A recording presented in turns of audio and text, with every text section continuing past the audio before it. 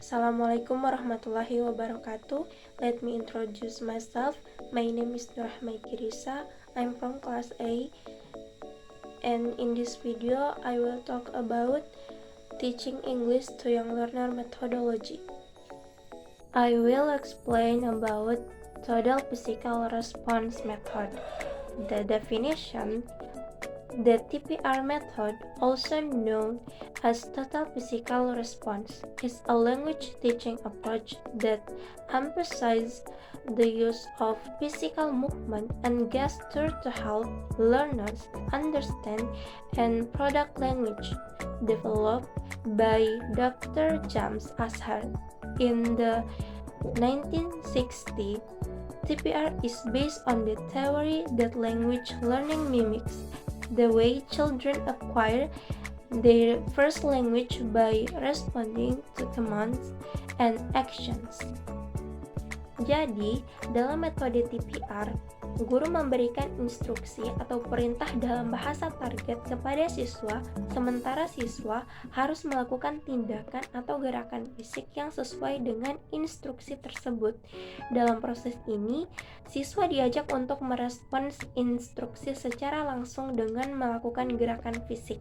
Nah, jadi contoh pengajaran menggunakan metode TPR dapat merujuk kepada instruksi seperti stand up, sit down, jump, turn around, dan lain sebagainya. Kemudian siswa melakukan gerakan fisik yang sesuai dengan instruksi tersebut. Selanjutnya, ada kelebihan dan kelemahan dari total physical response method. Yang pertama, ada engages different learning styles, di mana TPR ini melibatkan gerakan fisik yang membantu para pelajar kinestetik dan memungkinkan pengalaman belajar multisensorik, sehingga hal ini dapat meningkatkan pemahaman dan retensi bahasa. Kemudian yang kedua, ada promotes active learning, di mana TPR mendorong partisipasi aktif dari siswa saat mereka secara fisik merespon perintah atau instruksi. Keterlibatan aktif ini dapat meningkatkan motivasi dan keterlibatan dalam proses pembelajaran. Lalu yang ketiga ada reduces anxiety, di mana TPR menyediakan lingkungan dengan tekanan rendah untuk pembelajaran bahasa, yang dapat membantu mengurangi kecemasan terutama bagi pemula atau pelajar yang pemalu.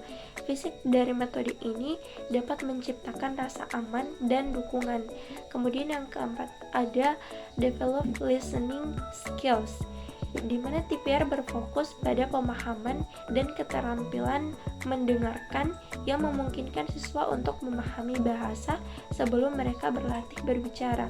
Hal ini dapat membangun fondasi yang kuat untuk penguasaan bahasa. Selanjutnya, kelemahan total physical response method. Yang pertama itu ada limited focus on speaking skills.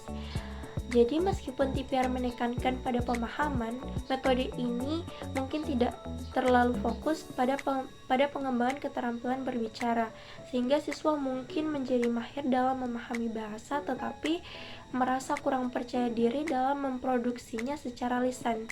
Yang kedua ada itu limited in complex language usage, di mana TPR mungkin lebih cocok untuk mengajarkan kosakata dasar dan struktur kalimat. Mungkin kurang efektif dalam mengajarkan tata bahasa yang lebih kompleks, kosakata tingkat lanjut, atau konsep abstrak. Ketiga, not suitable for certain learning settings, di mana TPR membutuhkan ruang fisik yang cukup bagi siswa untuk bergerak dan merespons. Mungkin sulit untuk diterapkan di ruang kelas dengan ruang terbatas atau ukuran kelas yang lebih besar. Yang keempat itu ada potential for restricted vocabulary, di mana TPR sangat bergantung pada tindakan fisik untuk merepresentasikan bahasa yang dapat membatasi jangkauan kosakata dan konsep yang dapat digunakan oleh siswa. Selanjutnya, langkah-langkah penerapan Total Physical Response Method dalam pembelajaran dengan menggunakan teknologi. Yang pertama itu adalah select appropriate technology tools. Pilih perangkat teknologi yang memungkinkan pengalaman belajar yang interaktif dan imersif seperti aplikasi pembelajaran, platform online, atau perangkat lunak pembelajaran bahasa. Kemudian yang kedua itu introduce vocabulary and commands. Perkenalkan kosakata dan perintah yang relevan melalui elemen multimedia seperti rekaman audio, video, atau visual interaktif. Kemudian yang ketiga ada model dan demonstrate. Manfaatkan alat teknologi untuk memodelkan dan mendemonstrasikan tindakan fisik yang terkait dengan kosakata dan perintah. Kemudian yang keempat, engage students in physical response. Aktifkan partisipasi siswa dengan menyediakan elemen interaktif yang membutuhkan respon fisik. Kemudian yang kelima, provide feedback and reinforcement.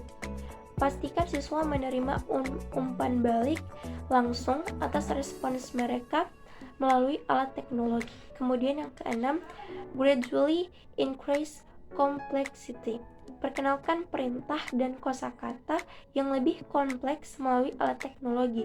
Dorong siswa untuk merespons dengan tindakan fisik yang lebih rumit seiring dengan meningkatnya kemampuan bahasa mereka. Kemudian yang ketujuh, practice and repetition. Rancanglah aktivitas atau permainan dalam alat teknologi yang memberikan banyak kesempatan bagi siswa untuk berlatih. Kemudian yang kedelapan, assess and monitor progress. Manfaatkan alat teknologi untuk menilai dan memantau kemajuan siswa. Gunakan fitur penilaian yang ada di dalamnya atau lacak kinerja mereka.